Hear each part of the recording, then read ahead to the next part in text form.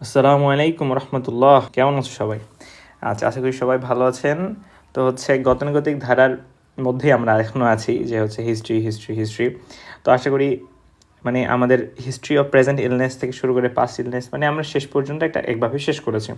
তো আজকের আমরা একটা প্রোফর্মা নিয়ে আসার কথা ছিল, এর আগে আমি বলেছিলাম আপনাদেরকে যে আমরা নিয়ে আসবো। তো সেই ধারাবাহিকতায় আমরা একটা হিস্ট্রি অফ প্রেজেন্ট ইলনেস নিয়ে উপস্থিত হয়েছি আপনাদের সামনে।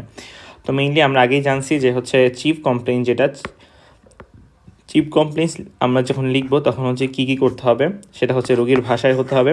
তারপরে 3 থেকে 5টি বা সর্বোচ্চ 3টি হলে ভালো হয়, কারণ যত কম দিব তোমার জন্য তত সুবিধা। আর ক্রোনোলজিক্যালি হতে হবে, সিরিয়ালি হতে হবে।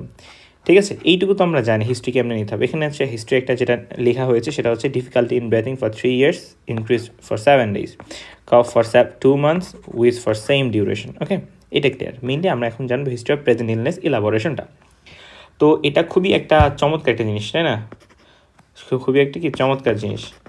তো চমৎকার কেন? কারণ এটা আমরা বারবার ভুল করি, যতই প্যারা হোক না কেন। আজ হয়তো আমি গুছিয়ে লিখছি, কাল আমার বলার সময় একটু মিস্টেক হইতেই পারে, আস্তে আস্তে ঠিক হয়।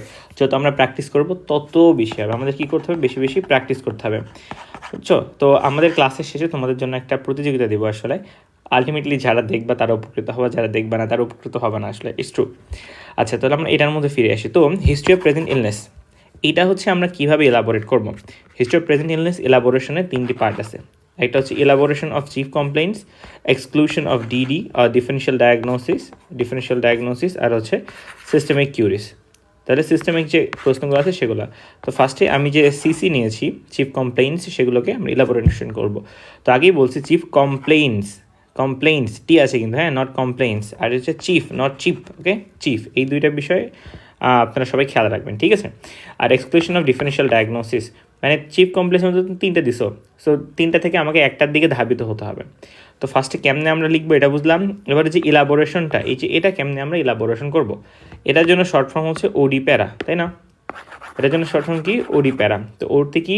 অনসেট। ফার্স্টে ধরো আমরা এখানে লিখছি difficulty in breathing for 3 years। তো এই যে তার শ্বাস নিতে সমস্যা হচ্ছে 3 বছর ধরে, তো এই অনসেট নিয়ে তাকে প্রশ্ন করবো, সেইটার উত্তর আমি ইলাবোরেট করবো ফার্স্টে। Then onset, then duration, intensity, progression, aggravating factor, relieving factor and associated factor. Okay, তাহলে আমরা এই 7টা জিনিস এইভাবে এলাবোরেট করব। এইবার আসি হিস্ট্রি অফ প্রেজেন্ট ইলনেসের শুরুতে। তো শুরুতেই বলা হচ্ছে কি যে অ্যাকর্ডিং টু দ্য, আমরা যখন শুরু করবো, এতদিনে হয়তো তোমরা অনেকে অভ্যস্ত হয়ে গেছো।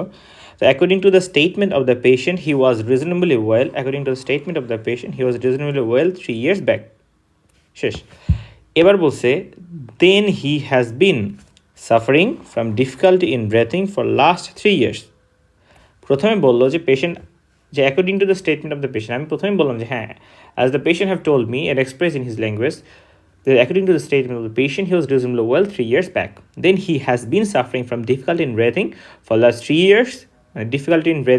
3 years. Then বলতেছে কি initially for few years it was episodic. এইবার তুমি অনসেট আলোচনা করলা, তাই না? অনসেট, তারপরে ডিউরেশন। ফার্স্টে suffering from difficulty in breathing for 3 years, onset গেল, ডিউরেশন গেল। এবার ইন্টেন্সিটিটা বর্ণনা করার আগে তুমি এই অনসেটের ডিউরেশনটাকে আর একটু গুছিয়ে নিচ্ছ। যেমন ইনিশিয়ালি বলতেছে ফার্স্টে initially for a few years, কিছু বছরের জন্য, ইট ওয়াজ এপিসোডিক। এটা কেমন ছিল? এটা ছিল episodic, occurring mainly during the winter season. It was episodic and occurring mainly in the winter seasons. তো যখন শুরু হয়েছিল সে তখন বললো যে বাবা আমার তো এটা 3 বছর থেকে হচ্ছে, তো প্রথম দিকে তো শুধুমাত্র শীতকালে হইতো, তাই এখন তো দেখি যখন তখন হইতেছে, তাই না? তো বলছে ফার্স্টে এটা কি এমন ছিল? Asymptomatic in between the attack. এটা যখন যে শুধুমাত্র শীতকালে হইতো, তো মাঝখানে বোঝা যেত না, তার মধ্যে কোনো সিমটমসই ছিল না। দেন বলছে but for the last 1 year it's persistent with occasional এক্সারভেশনস।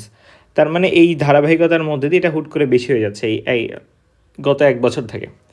তারপরে বললো for last 7 days his breathlessness become worst condition. গত 7 দিন থেকে তার এই যে শ্বাস নেওয়ার সমস্যা সেটা খুবই খারাপ কন্ডিশনে চলে যাচ্ছিল। Then his breathlessness is worse at night and sometimes during the day time. এবার টাইম বলো যে কখন কখন হচ্ছে, যখন রাত হয় অথবা হচ্ছে দিনের বেলা, এই 7 দিন থেকে সেটা প্রকট হচ্ছে, এবং 7 দিনের মধ্যে হচ্ছে ক্যারেক্টারিস্টিক্স বলছে যে রাত্রে অথবা কখনো ডে টাইমে হয়। তো এবার কথা হচ্ছে এটা কী দ্বারা অ্যাগ্রাভেটেড হচ্ছে, aggravated by cold, dust and activity. তাহলে আমরা অ্যাক্টিভেটিং ফ্যাক্টর কী জানলাম, কোল্ড, ডাস্ট অ্যান্ড অ্যাক্টিভিটি। এর কোনো হিস্ট্রি নাই, কিসের হিস্ট্রি নাই, অর্থোপনিয়া অ্যান্ড paroxysmal nocturnal dyspnea। এখন অর্থোপনিয়া হচ্ছে পজিশনাল চেঞ্জের ফলে তোমার হচ্ছে শ্বাসকষ্টের সমস্যা হবে। তার মানে তুমি যখনই শুইতে যাবো তখনই হচ্ছে তোমার শ্বাসকষ্টের সমস্যা হচ্ছে। যেমন একটা মানুষ ঠিক আছে, সে যখনই শুইতে যাচ্ছে লাইং পজিশনে চলে যাচ্ছে, তো এটার কজ আছে, আমরা পড়বো ইনশাল্লাহ সামনে। লাইং পজিশনে চলে যাচ্ছে তখন হচ্ছে লাংসে যদি পানি জমে সে পানিটা হচ্ছে মানে ছড়িয়ে পড়বে, তো এর ফলে হচ্ছে আমাদের শ্বাসকষ্ট বা এরকম সমস্যা হইতে পারে। তো আলটিমেটলি এটা গেলো অর্থোপনিয়া, মানে পজিশনে চেঞ্জ, বিছনায় শুইলা তখন হচ্ছে শ্বাসকষ্ট হচ্ছে। আর paroxysmal nocturnal dyspnea এটা কি? আচ্ছা, অর্থোপনিয়ার কজ হতে পারে হচ্ছে আমার কোনো রেসপিরেটরি ডিজিজ অথবা হচ্ছে কোনো আমাদের হার্ট ফেইলিয়ার বা আদার্স কজেও হতে পারে। paroxysmal nocturnal bleeding এটা হচ্ছে মেইনলি লেফট ভেন্ট্রিকুলার ফেইলিয়ার আমরা বলে থাকি, লেফট ভেন্ট্রিকুলার ফেইলিয়ারে হতে পারে paroxysmal nocturnal bleeding, ঠিক আছে, লেফট ভেন্ট্রিকুলার ফেইলিয়ার। তো এটা কি paroxysmal nocturnal bleeding হচ্ছে, ধরো একজন মানুষ শুয়েছে 1 থেকে 2 ঘন্টা বা শোয়ার পর হুট করে ঘুমের মধ্যে হচ্ছে তার paroxysmal nocturnal dyspnea, হ্যাঁ ব্লিডিং করবো, হ্যাঁ paroxysmal nocturnal dyspnea, হ্যাঁ paroxysmal nocturnal dyspnea, তার মানে ঘুমের মধ্যে তার হচ্ছে এই শ্বাসকষ্টটা হচ্ছে। তো সে হুট করে ঘুম থেকে উঠে দাঁড়াইলো, তারপরে কিছুক্ষণ দাঁড়ানোর পরে তার শ্বাসকষ্ট ঠিক হয়ে গেল, কিন্তু আবার সে ঘুমানোর কিছুক্ষণ পর অর্থাৎ আধা ঘন্টা 1 ঘন্টার মধ্যে তার শ্বাসকষ্ট দেখা দিতে পারে। তো the patient also complains of cough which is usually dry with occasional scanty mucoid sputum. তাহলে আলটিমেটলি আমার এটা দরকার, তাই না? এই পরের লাইনটা থেকে যে স্পুটামের আলোচনা যখন করা হচ্ছে, যে তার যে কফ হচ্ছে এই কফটা কি শুকনা হচ্ছে, তাই না, উইথ মিউকয়েড স্পুটাম। এই যে এক্সপেক্টোরেশন মানে হচ্ছে বের হচ্ছে, জাস্ট একটা ইংলিশ ওয়ার্ড ইউজ করছে। তো এই ওয়ার্ডগুলো হচ্ছে তোমরা অতটা কঠিনভাবে ফার্স্ট ইউজ করার দরকার নেই, as easily as you can, তোমার কাছে যেটা সহজ মনে হয়। দেন বলছে but no history of hemoptysis, cough is present throughout the day and night, more on exposure to dust or cold. মানে কীভাবে হচ্ছে আমার কফটা বাড়ছে, বা overall elaborate, cough is present throughout the day and night, more in exposure to dust or cold, মানে aggravating factor এগুলো, বুঝতেছি? আচ্ছা, he also experiences wheeze and tightness of the chest during কফিং, কাশির সময় বুকে সে ব্যথা পাচ্ছে সেটা বলতেছে। For severe attack of breathlessness and cough he was hospitalized twice within the last few months. এখানে হচ্ছে ধরো 8 মান্থ বা 4 মান্থ বা 2 month, whatever you can use. One query আমরা আগেই বলেছিলাম যে লাস্টে সিস্টেমিক কোয়েরি করবো। তো one query, the patient agree that he has occasional attack of running nose and sneezing more marked on exposure to dust. There is no history of chest pain, weight loss or fever. His bowel and bladder habits are normal. তাহলে আমরা যদি in short এটা নিয়ে বলি, history of present ইলনেসের মধ্যে আমরা ফার্স্টে হচ্ছে পেশেন্ট যে according to the statement of the patient use reasonable well 3 years back এটা বললাম। তারপরে শুরু করলাম তার যে চিফ কমপ্লেইন্টস সেটাকে ইলাবোরেশন করা।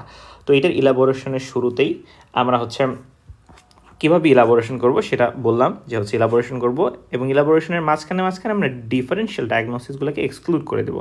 মানে আমি যখন একটা পেশেন্টের হিস্ট্রি নেব তখন তার মধ্যে দিয়ে অনেক কিছু আলোচনা করব, মানে নিজের মাথার মধ্যে হচ্ছে ফার্স্টে যে ডিফারেন্সিয়াল ডায়াগনোসিস কী হতে পারে, এটা আস্তে আস্তে প্র্যাকটিসের মধ্যে আমাদের হয়ে যাবে ইনশাআল্লাহ।